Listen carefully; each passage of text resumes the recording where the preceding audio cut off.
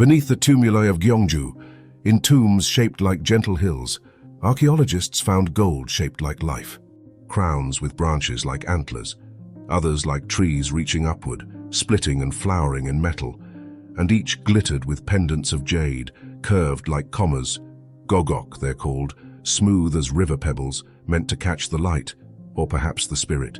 The Silla Kingdom, which thrived from 57 BCE to 935 CE, left few written records, but its royal graves spoke in another language, one of opulence, symbolism, and silence.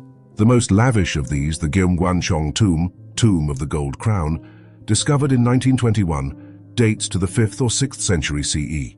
Inside were weapons, mirrors, a golden belt, horse trappings, and the crown itself, tall and branching, as if grown rather than forged. Who wore it? No name survives.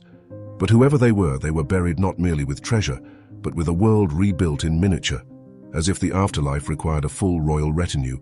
Recent studies have deepened the mystery. In May 2025, archaeologists revealed a newly discovered Silla crown, not found in Gyeongju, but in another royal tomb. This one shimmered with beetle-wing inlays, catching light in hues of green and blue. It was iridescent, delicate, and unlike anything previously seen in Korean goldwork.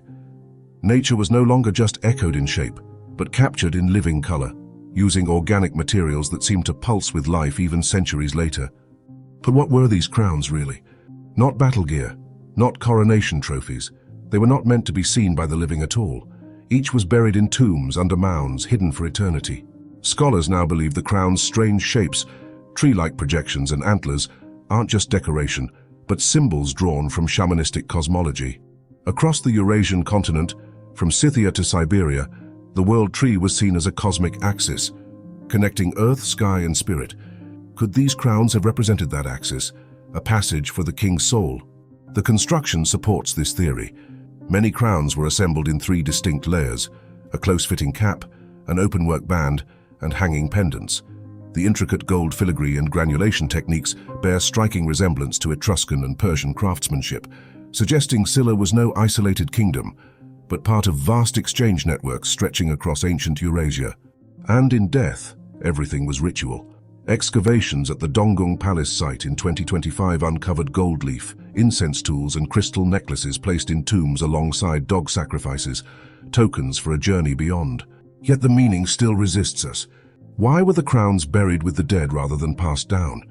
Were they symbols of divine right, or tools of spiritual ascent? And why shape them like trees if not to imply life after death, or rebirth? Maybe the crowns were never meant to be worn at all. Maybe they were masks for the soul,